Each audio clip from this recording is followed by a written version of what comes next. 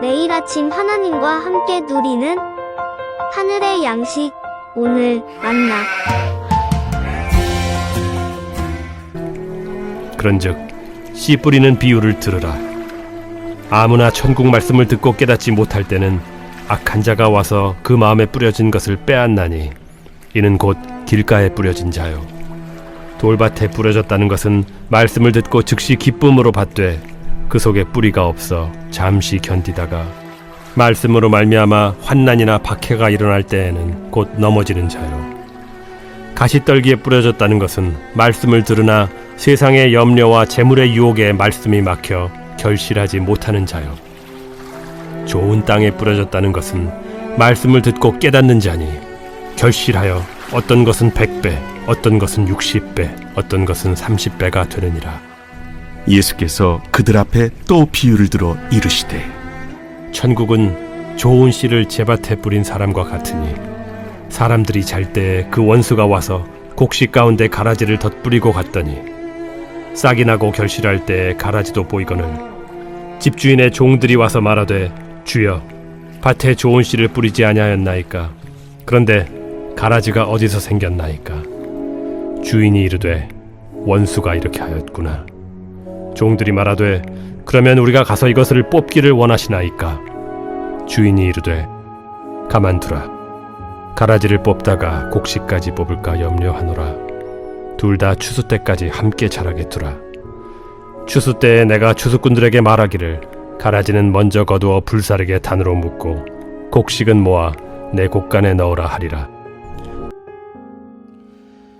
우린 어제 말씀에 이어 씨 뿌리는 비유에 대한 말씀을 살펴보고 있습니다. 3절 말씀을 보면 씨를 뿌리는 자가 그 씨를 뿌리러 나갔다고 말씀하고 있죠. 여기서 뿌린다 라는 동사는 가르친다 라는 의미로 사용할 수 있습니다. 그리고 그 뿌려진 씨를 가리켜 마가는 말씀이라고 하였고 또 누가는 하나님의 말씀이라고 설명하고 있죠. 그리고 본문 19절에 마태는 그 씨가 천국 말씀을 가리킨다 라고 말하고 있습니다. 또 그 씨가 뿌려진 토양을 가리켜 길가, 돌밭, 가시떨기 위 그리고 좋은 땅이라고 말씀하고 있죠. 종합해 보면 예수님은 씨앗과 토양에 관한 교훈을 하나님의 말씀을 듣는 사람들에게 적용시키려고 하는 것입니다. 하나님의 말씀을 듣고 그 말씀을 수용할 것을 예수님은 요구하고 있는 것이죠. 특히 이 비유의 말씀에는 하나님의 말씀을 듣는 사람들을 4종류의 청중으로 구별하고 있습니다. 그 첫 번째 청중은 누구입니까? 19절에 말씀하고 있는 길가에 뿌려진 자를 가리킵니다. 하나님의 말씀은 듣는 자의 마음에 영향을 미치게 되죠.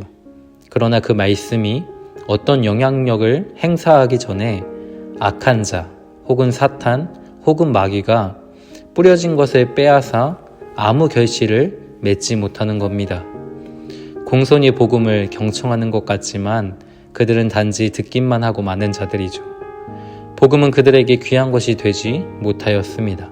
그 마음이 단단히 굳어있기 때문에 마음과 뜻을 다해 하나님의 말씀을 주목하고 있지 않은 것이죠.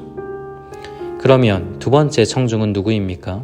20절에 말씀하고 있는 돌밭에 뿌려진 자입니다. 돌밭에 뿌려진 씨는 쉽게 싹이 납니다.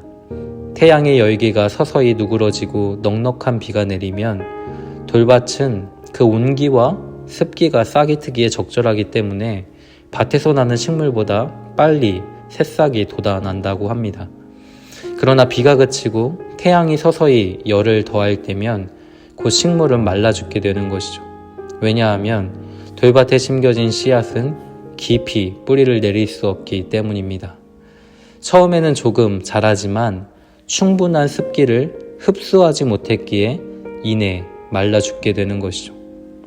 21절 말씀을 보면 뿌리가 없어 잠시 견디기는 하나 말씀으로 인하여 환난과 박해가 일어나면 곧 넘어지게 된다라고 이야기합니다. 말씀에 대한 분명한 확신이 없다면 흔들리기 마련이죠. 견고함이 없기에 용기를 잃고 흔들리다 결국 넘어지게 되는 겁니다. 그러면 세 번째 청중은 누구입니까? 22절에 가시떨기에 뿌려진 자라고 말씀하고 있죠. 가시떨기에 뿌려진 씨앗은 돌밭에 뿌려진 씨앗보다 잘 성장을 합니다. 싹이 나고 줄기가 나오고 다른 식물들과 별 차이가 없어 보이죠. 그러나 그 식물과 함께 무엇이 함께 자라고 있습니까?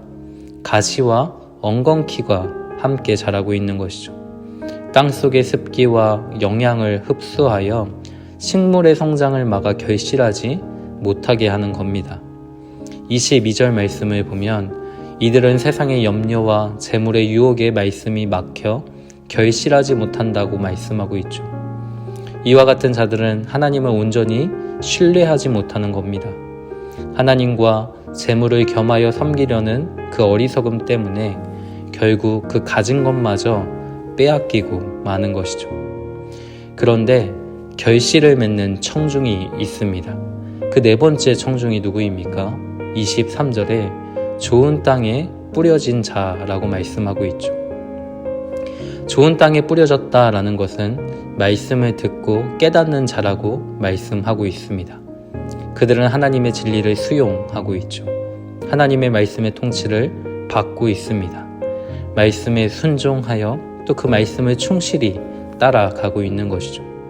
이러한 자들 안에는 반드시 열매가 맺히는 겁니다.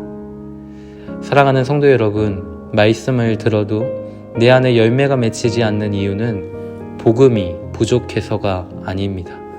복음은 반드시 그 열매를 맺게 되는 것이죠. 30배 혹은 60배 혹은 100배의 열매를 반드시 거두게 됩니다. 중요한 것은 하나님의 말씀을 듣는 우리의 마음입니다. 우리의 마음은 어떠합니까? 하나님의 말씀을 듣는데 실패할 수 있는 이유는 마음의 완악함 때문일 겁니다. 말씀에 대한 분명한 확신이 없이 세상의 부와 재물의 마음을 빼앗겼기 때문에 우리 안에 그 말씀이 결실하지 못하게 되는 것이죠.